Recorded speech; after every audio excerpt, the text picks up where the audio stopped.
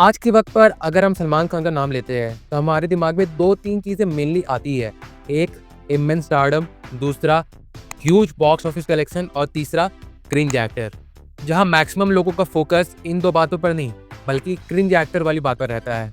और ये चीज़ लाइमलाइट में तब आई ना जब सलमान खान ने बैक टू बैक रीमेक्स करके बहुत सारे ब्लॉकबस्टर मूवीज डिलीवर की, फिर चाहे वो वांटेड हो, रेडी हो, केक हो, बॉडीगार्ड हो, एक्सेट्रा एक्सेट्रा। और इन्हीं सब के बीच जहां पर Salman Khan back to back 100 crore वाली मूवीज डिलीवर किए जा रहे थे, वहीं दूसरी तरफ एज एन एक्टर उनकी इमेज डिग्रेड कर दी जा रही थी या फिर वो होती जा रही थी जिस तरीके के परफॉर्मेंस वो इन सब मूवीज में दे रहे थे। लेकिन फिर भी इतना बोलने के बाद एक चीज मेरे दिमाग में जरूर से आता है कि जितनी ज्यादा ट्रोलिंग सलमान खान की जाती है कि वो एक बहुत ज्यादा क्रिंज एक्टर है, बहुत ज्यादा ओवर एक्टिंग करते हैं, वो सिर्फ मास सिनेमा के दम पे अभी तक चलते जा रहे हैं, ये सब चीजों के अलावा उनके पास ऐसा कोई टैलेंट नहीं है जो एक गुड एक्टर में होता है। तो देखो, मेरा ऐसा मानना बिल्कुल भी नहीं है, क्योंकि मैंने सलमान खान की ऐसी कई सारी मूवीज देखी है जहां पर उन्होंने अपना एक्टर वाला पर्सोना दिखाया है। और मैं बात सिर्फ बजरंगी भाईजान, सुल्तान, इन 2-3 मूवीज की नहीं कर रहा हूँ। सिंस इस डेब्यूट उन्होंने कई सारी अच्छी मूवीज में काम किया है, फिर चाहे वो साजन हो, हम आपके है कौन हो, हम साथ साथ है, मैंने Pyar Kiya, Khamoshi the musical, Kyon Ki, it's fate and many more.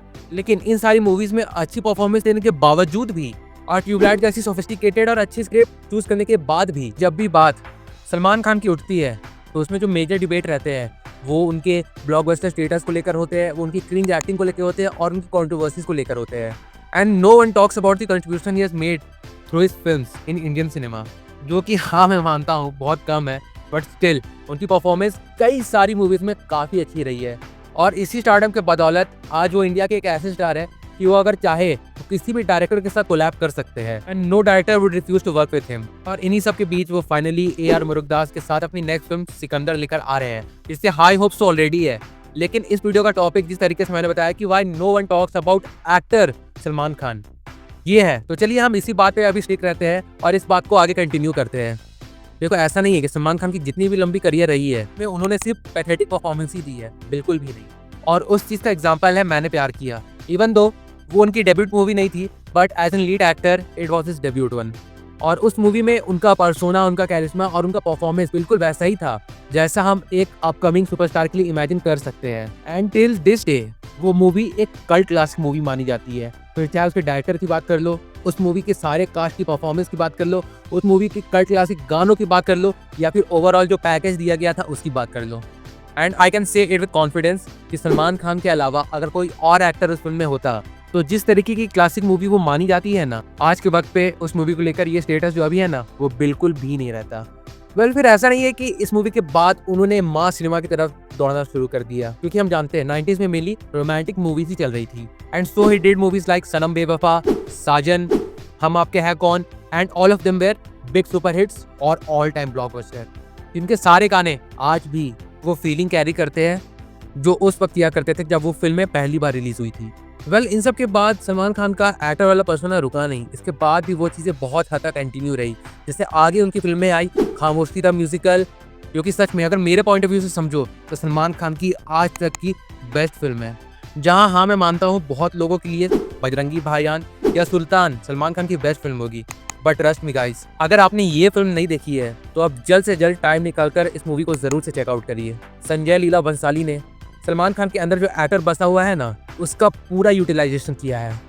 Well, तो हाँ, इसके बाद उनकी मूवीज आई जैसे प्यार किया तो डरना क्या, कुछ कुछ होता है, जिसमें उन्होंने स्पेशल अपीयरेंस किया था। स्टिल सलमान खान एज अमन मेहरा, ही लिटरली ओवरशैडोड SRK इन कुछ कुछ होता है।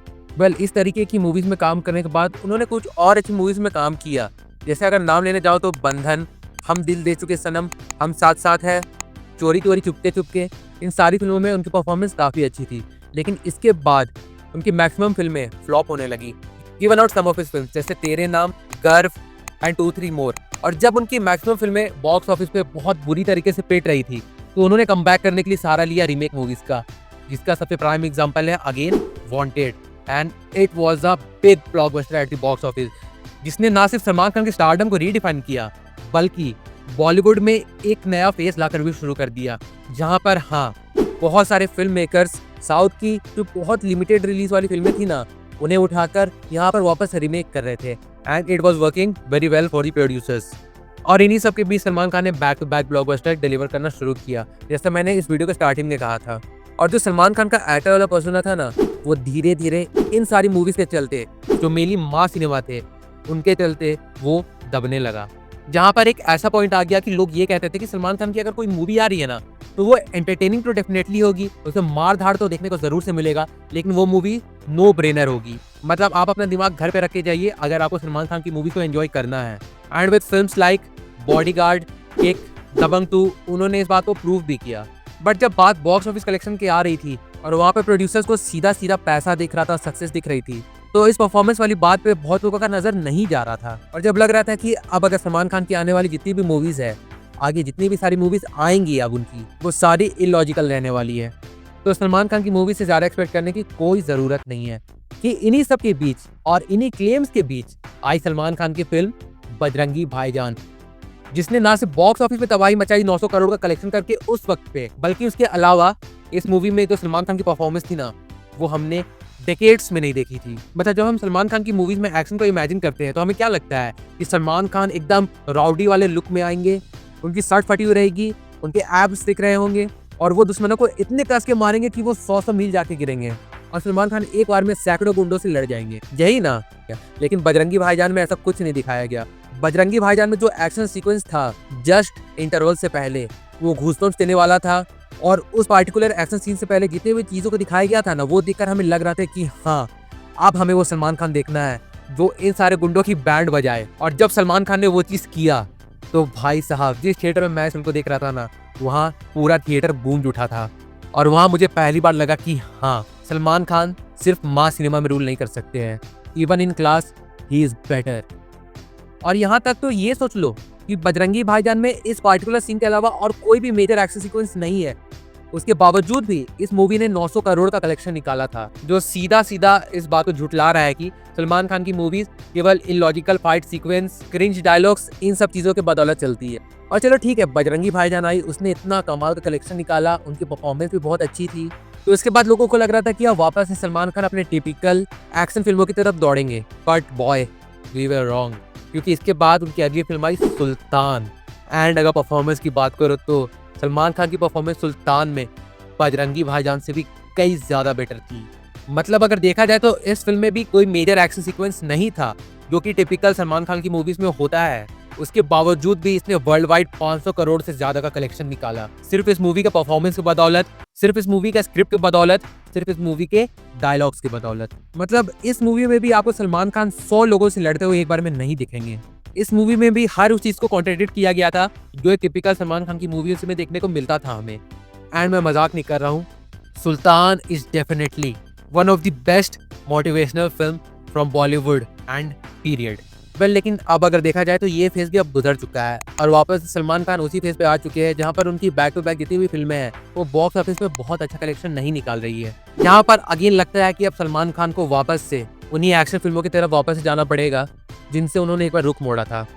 एंड अगर ऑडियंस को यही सब चीज़ें पसंद है तो वी होप कि सलमान खान की इस तरह की फिल्में वापस से वर्क कर जाएं, ताकि आगे हमें वापस से एज एन एक्टर वाली सलमान खान की मूवी देखने को मिले, जस्ट लाइक खामोशी the musical, just like Bajrangi भाईजान, जस्ट लाइक सुल्तान, जस्ट लाइक एक था टाइगर। तो वेल, इसलिए मेरी होप तो बस यही रहेगी कि सलमान खान जल्द से जल्द कम बैक करे।